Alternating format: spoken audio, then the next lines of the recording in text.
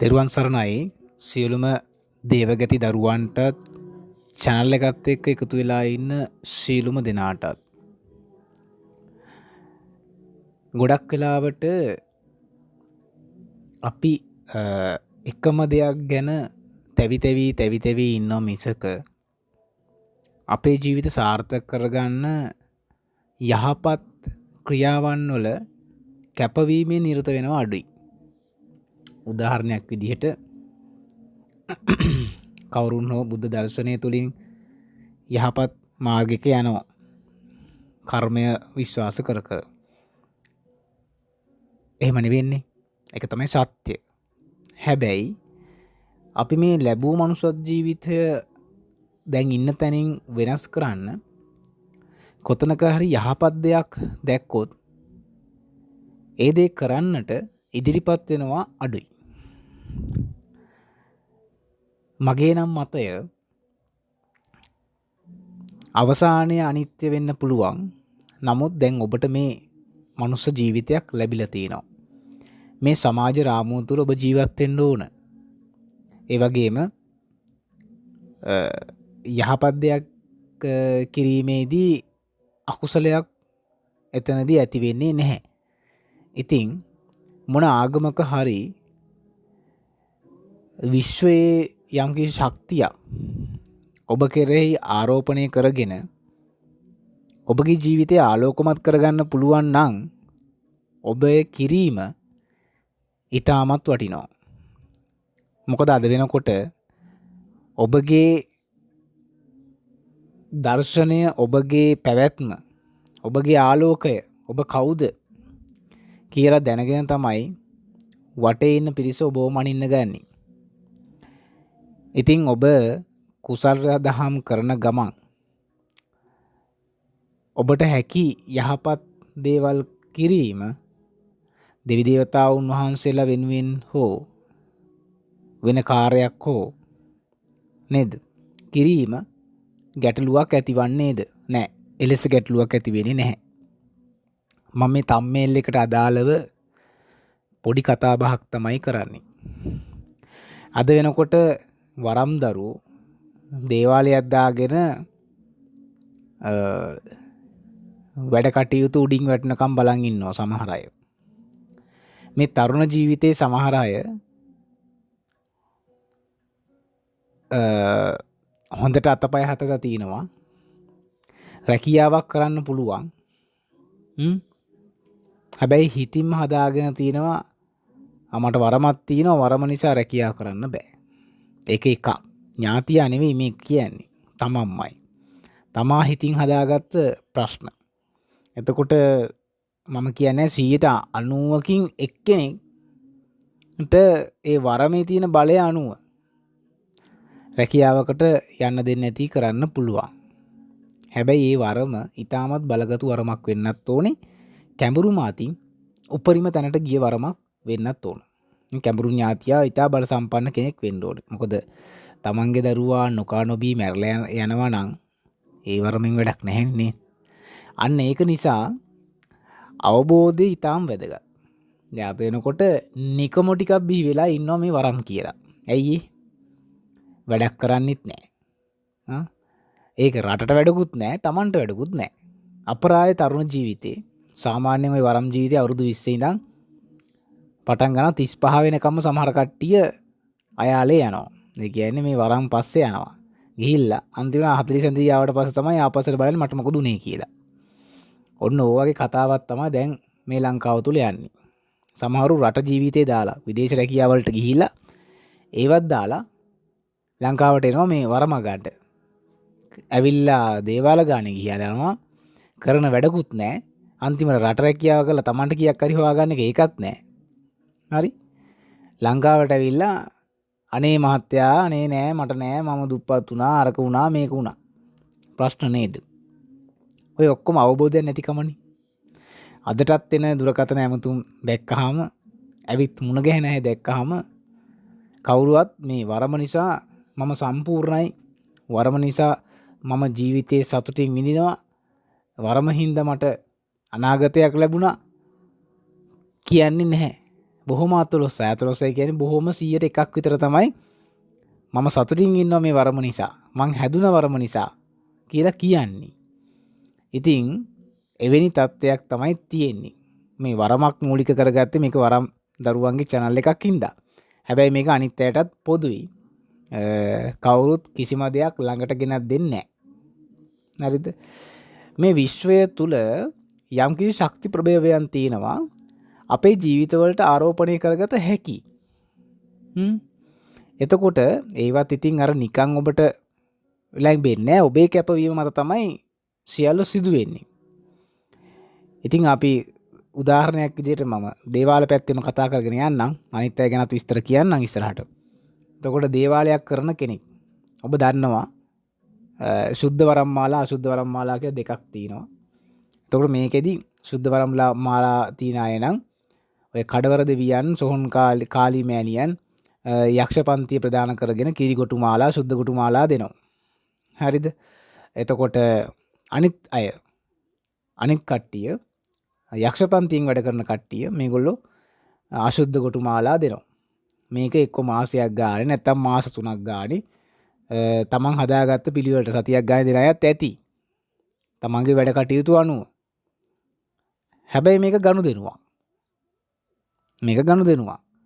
මේකෙදි ඔබ ඒ දේවල් පරක්කු වුණ ප්‍රමාද වුණොත් නැවත වතාවක් ඔබේ අර වැඩ කටයුතු මාලාවන් දේවාලයට පැමිණෙන උදවියගේ අඩුවක් තමයි තියෙන්නේ. ඒ මොකද මේ ගනුදෙනුවේ ප්‍රශ්නයක් තිබෙන නිසා. එතකොට එවැනි තැනකට ඔබපත් වෙන්නේ නැහැ මම මේ කියන චාරිත්‍රය කරනවා නම්. හරිද? එතකොට මේ වගේ දේවල් කතා කරනවද? මේ වගේ දේවල් කියලා දෙන අයද බොහොම අඩුයි. මේ කාලිමෑණියන්ගෙත් පත්තිනි මෑණියන්ගෙත් වරම් තියෙන දරුවෝ. ඊටමත් ශක්තියක් උපදවා ගන්න පුළුවන් ජීවිතයට ආලෝකමත් කරන්න පුළුවන් ජීවිතය තමයි මේ මහලක්ෂ්මී මෑණියන් කියන්නේ. ශක්තිය.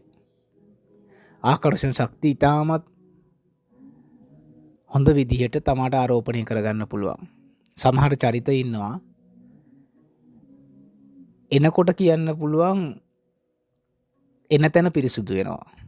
එන තැන ආලෝකමත් වෙනවා. ඒ හිතකින් දෙයක් කාට හරි ලැබෙන්න කියලා හිතුවොත් ලැබෙනවා. මොකද පෙර සංසාරේ ලක්ෂ්මියක්. මේ සංසාරෙත් ලක්ෂ්මියක්. ඇයි එහෙම කියන්නේ?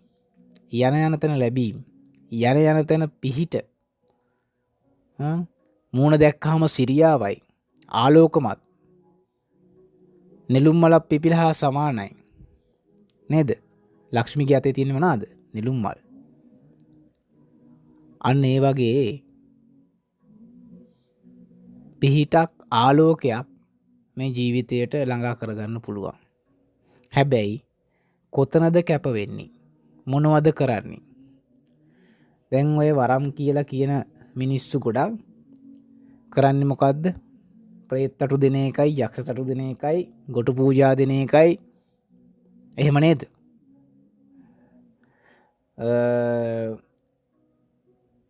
බයිරෝ පූජා දෙන එකයි, මුළු තැන්පත් පූජාවක් දෙයි දේව සමාගමකට.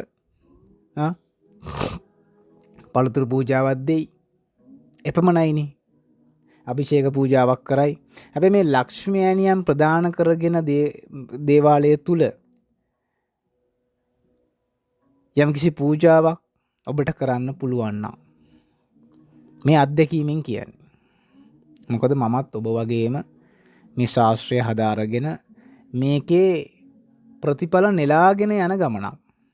මොකද මම ප්‍රතිඵලයක් නැති දෙයක් ඔබට කියන්නේ නැහැ. තේරුමක් නැහෙනි.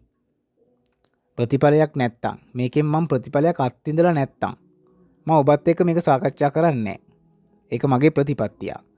මට ප්‍රතිඵලයක් ලැබුණු කරුණු විතරමයි මම ඔබත් එක්ක කියන්නේ. දන්නේ නැති දෙයක් අපට කතා කරන්න බෑ. හරිද? කොහෙන්වත් අහුලගෙන කතා කරන්න බෑ. හරි? අපි දෙයක් කරලා බලන්න ඕන.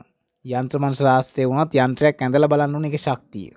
නේද? ජීවම් කරලා බලන්න ඕන. මන්ත්‍රයක වුණත් මන්ත්‍රයේ දිෂ්ටි කරලා බලන්න ඕනේ මේකේ සත්‍යතාවය ඇත්ති වෙනවද කියලා. මොකද ඒවා අපි ලියපු ඒවා අපි ඇඳපුවා වෙනම නිසා. මේවත් එහෙමයි. මේ පූජා විදි විශ්වය කියනවා. ඒ කියන විදිහට කරලා බලන්න ඕනේ. ඒකේ ශක්තියක් තියනවද කියන එක. තව දෙයක් කියන්න ඕන. ඔය දේවාල කරන උදවිය ගොඩක් වෙලාවට බන්ධන හූනියම් කොඩිවින වගේ දේවල් භූමිපාලු වගේ දේවල් අයින් කරලා මිනිස්යන්ට සෙත සලසනවා. ඉතින් දන්නේම නැතුව තමන්ගේ දේවාලේ හිර වෙනවා. කැඹුරුම් මාලා නැතුව යනවා. කඩවරප්පච්චිට ගොටු තිබ්බත් වැඩ එන්නේ නැහැ. මෙන්න මේ අවස්ථාවල මේ පූජාවත් එක්ක ඔබට නොදැනෙන විදිහේ ශක්තියක් පිහිටක් ලැබෙනවා නෝඩුමානයි. ඉතින් ඒක නිසා ඔබ දේව භක්තිකයෙක් නම් හැම දෙවි කෙනෙක්ටම එක හා සමානව සැලකීම තියෙන්න ඕන. ඉතින් මේ මහා ලක්ෂ්මී අම්මට කවුරුන් හෝ දරුවෙක් පුද පූජා කරනවා නම් අම්මා විශේෂ කොට දවසක් යොදාගෙන වරලක්ෂ්මී පූජාවක්, මම මේ නමින් අදහස් කරන සමහර අය දන්නේ නැතුව ඇති මේ වරලක්ෂ්මී පූජාව කියලා. හරිද? මම පොඩි කතාවක් කියන්නම් ඔබට. මං ඉන්නවා මාස ගාණක් මගේ මත්වැරදීමකින් බන්ධනයක් මගේ ස්ථානයේ ඉවත් කරලා ඒ බන්ධනයේ ප්‍රබලත්වය මත වැඩ කටයුතු නැතුව මම කල්පනා කරනවා දැන් මම මොකද්ද කරන්නේ මේ සඳහා ගන්නා වූ ප්‍රියවර මොකද්ද කියලා මමත් දැන් කල්පනා කර ඉන්න වෙලාවක්. ඔය අතර මම පොඩි S2 පියාගෙන පොඩි වෙලාවක් ඉන්නකොට මට විශ්වයෙන් නියෝජිතයෙක් ඇවිල්ලා කියනවා පුතේ උඹ වරලක්ෂ්මී පූජාවක් කරපන්. ඇත්තටම මම මේ වරලක්ෂ්මී පූජාව කියන එක දන්නේ නැහැ. මොකද කෝවිල් සම්ප්‍රදාය කරන සාමිලා වගේ උදවිය තමයි මේ වරලක්ෂ්මී පූජා මේ දේවල් ගැන දන්නේ. හැබැයි මේක විශ්වයෙන් තමයි මට කිව්වේ. ඉතින් මම විශ්වයෙන් කියන දෙයක් හොයන්න ගියෙත් නෑ. මම දන්නවා මට කවදා හරි දෙයක් කිව්වනම් ඒක සත්‍යක්ම තමයි. මෙතුවක් කාලයක් ඒ සත්‍ය තමයි ඔබත් එක්ක බෙදාගත්තේ. ඉතින් ඒකේ සත්‍යතාවය මට අමුතුවෙන් කියන්න දෙයක් නෑ. ඉතින් මට පුළුවන් විදිහට මම එතකොටත් මහා ලක්ෂ්මී මෑණියන්ට පහන් ආලෝක දැල්වනවා. එතුමිය වෙනුවෙන් කුටියක් අයින් කරලා තියෙනවා, යහනක් අයින් කරලා තියෙනවා. ඒ සියලු දේ කරගෙන යන ගමන් තමයි හිටියේ. මේ වරලක්ෂ්මී පූජාව කියන එක මම දැනුවත් වෙලා හිටියේ නෑ මේ පූජාවක් ගැන. ඉතින් මම හිතුවා මේ වරලක්ෂ්මී පූජාවක් කියන එකේ දැන් මේක වර කියලානේ තියෙන්නේ. දැන් මේකත් ඇත්තටම මේ වැරදි වචනයක් දන්නෙත් නෑ මේ මොනවද මං කියන්නේ කියලා. නෑ හරි ගැටලුවක් නෑ. ඉතින් මං හොයන්න ගියෙත් නෑ. මට දැන් හිතට එන පණිවිඩය අනුව මේ පූජාව ලෑස්ති කරගෙන කළා. වරු 3ක් යන්න උන්නේ මට. අර මාස ගානක තිබ්බ හිර දෝෂාන්තකාරවල දුරු වෙලා මුළු භූමියම ආලෝකමත් වෙලා නොසිතූ විදිහට නොසිතූ ආකාරයෙන් අර ගොඩක් දරුවන්ට මගේම වැඩ කරන් ගියපු අයට මේ ස්ථානට ආපු අය මේ ඔක්කොම හිර වෙලා තිබ්බේ. ඒගොල්ලන්ට එන්න හැකියාවක් නැහැ. හිත දෙන්නේ නැහැ. නැත්තම් මොනවා හරි ප්‍රශ්න වෙනවා. ඒ කට්ටිය. ඒ හිර වෙලා හිටි කට්ටිය එක දිගටම එන්න පටන් ගත්තා. ඉතින් මේ සත්‍ය ඔබ කරලා බලන්න. මම ඔබට දීර්ඝ වීඩියෝ එකක් මහලක්ෂ්මී අම්මගේ ශෝත්‍රත් එක්ක කොහොමද මේ වරලක්ෂ්මී පූජාව කරන්නේ කුමන ආකාරයටද කියන එක ඊළඟ වීඩියෝ එකකින් අනිවාර්යයෙන්ම වෙන වීඩියෝ එකක් දාන්න කලින් දෙවෙනි වීඩියෝ මේ ඊළඟ වීඩියෝ එක විදිහට මේ වීඩියෝ එක දානවා. එතකොට ඔබට මේ පූජාව අංග සම්පූර්ණව කරගන්න පුළුවන්. ඉතින් මේ මම ඔබට නිතරම කියන්නේ අපි එක රාමුවකට මෙව වෙලා දේවාලයක් වුණත් කරන්න එපා. තමාට පුළුවන් මේ යහපත් ක්‍රියාවක්නේ. මෙතනදී කාටවත් අකුසලයක් වෙන්නේ නැහැ. හරිද? මේකට සහසම්බන්ධ වෙන හැමෝටම ජීවිතය ආලෝකමත් වෙනවා. හැමෝගෙම ජීවිත ආලෝකමත් වෙනවා. ඉතින් මේකට ගොඩක් අය එකතු කරගන්න. එකතු කරගෙන ඔබට පුළුවන් උපරිම විදිහට මේ ලක්ෂ්මී මෑණියන් වෙනුවෙන් ඒ පූජාවන් පවත්වන්න. මේ වරලක්ෂ්මී පූජාව කරන්නේ කොහොමද කියන එක මම ඊළඟ වීඩියෝ එකේදී ඉදිරිපත් කරනවා. දැන් අපි තව දෙයක්. දැන් ගොඩක් මහත් ඇදුරුතුමියල්ල ඇදුරු මහත්මුරුල්ලා ඔය භූමිවල යනවනේ නිවාසවල යනවා වැඩ කටයුතු කරන්න. ගොඩක් වෙලාවට ඉතින් දුකට පත්වෙච්ච මිනිස්සෙක්නේ නිවාසක ආරක්ෂා කරගන්න තිබෙනවා නම් කොඩි වින බන්ධන දෝෂාන්තකාරවල ඉවත් කරගන්න බහිරෝ දෝෂ ඉවත් කරගන්න ඉතින් ඇදුරා සමග සම්බන්ධ වන්නේ. ඔබ මතක තියාගන්න ඔබ නිවසෙන් එළියට එන්න කලින් මේ වරලක්ෂ්මී පූජාවක් ඒ ස්ථානයට කරලා දෙන්න. මොකද ඒ ජීවිත ආලෝකමත් වුණොත් ඔබගේ ජීවිතය ආලෝකමත් වෙන එක අහන්න දෙයක් නෑ. අනිත් එක ඔවුන් සතුටින් ඉන්නවා කියන්නේ දවස ගානේ ඔබට කුසලයක් අනුමෝදන් වෙනවා. එහෙමයි වෙන්නේ. ඉතින් මම දැකලා නැහැ ගොඩක් වෙලාවට එවැනි වැඩ කරනවා පිළිවෙලක් තියෙනවා මේ කරන වැඩවල. ඔහේ කරන්නම් වාගේ යනවා යහනක් හදනවා බන්ධනයක් කපනවා ගොටු දෙනවා බන්ධන කපනවා පහුවදාට ආරක්ෂා ටික වල්ලලා එනවා. ඕකනේ කරන්නේ. නෑ තමාට ආවෙනිකු ක්‍රමයක් හදාගන්න. කාට හරි තමාගේ මහන්සියෙන් යහපතක් කරන්න පුළුවන් නම් පඬුරම නෙවෙයිනේ දුප්පතාය ගෙදරට උනත් එක හා සමානව සලකන්න. ඒ විදිහටම ඔබ ඒ වැඩ කටයුත්ත කරනවා නම් ඔබට අමුතුවෙන් ලක්ෂ්මී පූජා ඔබගේ දේවාලේ තියන්න ඕනේ නැති වෙයි. තේරුණාද? ඉතින් ඒ නිවස වලට ලැබීම ඒ දේවල් ඇති කරන්න ඔබ වග බලා ගන්න. ඔවුන්ගේ සතුට, ඔවුන්ගේ මුවේ තියෙන හිනාව කවදාරි දවසක ඔබව ජීවත් කරાવી. ඔබගේ සසර හදාවි. ඒක තමයි වෙන්න ඕන. ඉතින් ඒක නිසා ඒ ගැනත් පොඩ්ඩක් හිතන්න. අනිත් එක තමයි කතා කරනවා නම්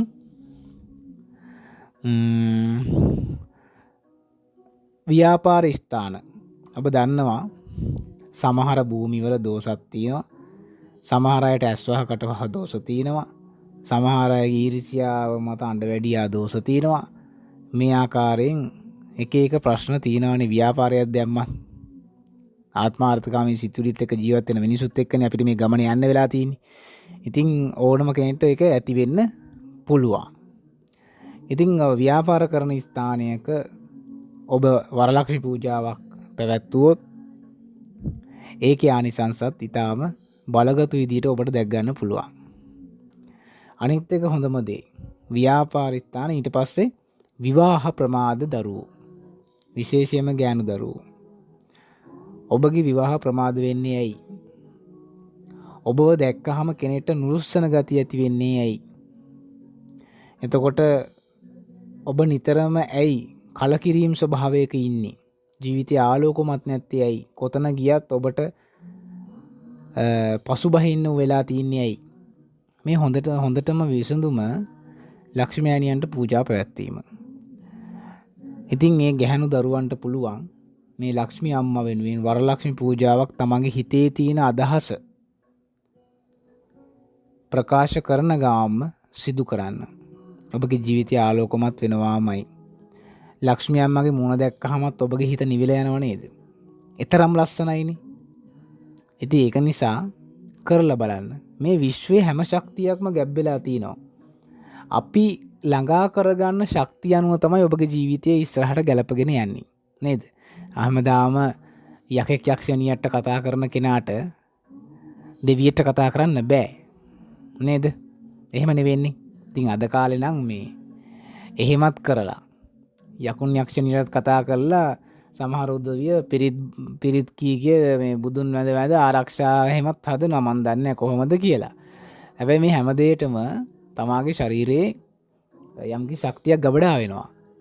එතකොට තමාවට ඒ ශක්තිය නිතරම තිබෙනවා. එතකොට අන්නේ ආලෝකය ඔබ ලබා ගන්න. එතකොට ඉන් පස්සේ ඉගෙන ගන්න දරුවෝ ලක්ෂ්මී අම්මට පූජා පැවැත්වීම තමාගේ ජීවිතය ඉදිරි ගමන ආලෝකමත් වෙන භාවයට පත් වෙනවා. එතකොට ලැබීම් නැති නිවාස. ඕක තමයි හොඳම දේ ලංකාවේ තිබෙන. කොච්චර හම්බු කරත් ඉතුරුවක් නැහැ. ලක්ෂ ගණන් පඩි ගන්නවා, හම්බු කරනවා. හැබැයි මෙලෝ ඉතුරුවක් නැහැ. කරන දෙයක්වත් නැහැ. ඒ මුදල් වලට මොනවා වෙනවද දන්නේ නැහැ. ඉතින් ධනෙ ගලාගෙන ඉන්න ධනෙ ඉතුරු කරගන්න උතුම් මේ මහා ලක්ෂ්මී අම්මාට පූජා පවත්වන්න ඕන. කරලා බලන්න. මේ කිසිම දෙයක් කරන්න නැතුව විවේචනය කරන්න එපා. ඔබ කරලා මේ දේ එහෙම වුන් නැහැ කියනවා නම් අන්න එතකොට ගැටලුවක් නැහැ. හැබැයි ඔබ කරන්න නැතුව විවේචනය කරන්න එපා. දැන් මේක අහන විද්වත් ඇදුරු මහත්තුරුත් ඇදුරු මේ channel එක තුල ඉන්න පුළුවන්. ගැටලුවක් නැහැ. මේ සරලව තමයි මේ channel එකේ ගොඩක් කතා බහ යන්නේ. ඒක නිසා ඊට වඩා දේවල් කියන්න ඕන නම් කාට හරි මොන හරි මේ තමාන්ට පුළුවන් channel එකක් හදාගෙන මේ දේ කරන්න. මේක මගේ channel එක මා විසින් කරන දේ. මොකද මට එක මිනිස්සෙක් හරි මගේ වචනෙට වැඩ කරොත් මට ඒක වටිනවා. ඒක විශ්වයට දැනෙනවා. මොකද මම මේ මුදල් අරගෙන කරන වැඩ නෙමෙයිනේ. ඒක නිසා මේ වරලක්ෂ්මී පූජාව කරන විදිය ඊළඟ දෙවෙනි වීඩියෝ එකකින් මම ඉදිරිපත් කරනවා. ඒකින්ද මේ වරම් දරුවෙක් මේක බලනවා නම් අනිවාර්යයෙන්ම දවසක් යොදාගෙන මම දවසුත් කියන්නම් මොනවද තෝරගන්න ඕනේ කියලා. දවසක් යොදාගෙන වරලක්ෂ්මී පූජාවක් කරන්න. ඔබගේ ජීවිතය බලන් ඉන්නේ නැද්දි ආලෝකමත් වෙනවා. සත්‍යයි. මේ සත්‍යම කතාවක් ඔබත් එක කිව්වේ. ඒක නිසා අපි ඊළඟ වීඩියෝ එකකින් වරලක්ෂ්මී පූජාව කොහොමද කරන්නේ කියන එක සම්බන්ධව කතා කරමු. එහෙනම් සියලු දෙනාටම තෙරුවන් සරණයි. උතුම් වූ මහා ලක්ෂ්මී අනියන්ගේ පිහිට නිරන්තරයෙන් ලැබේවා. ජීවිත ආලෝකමත් වේවා.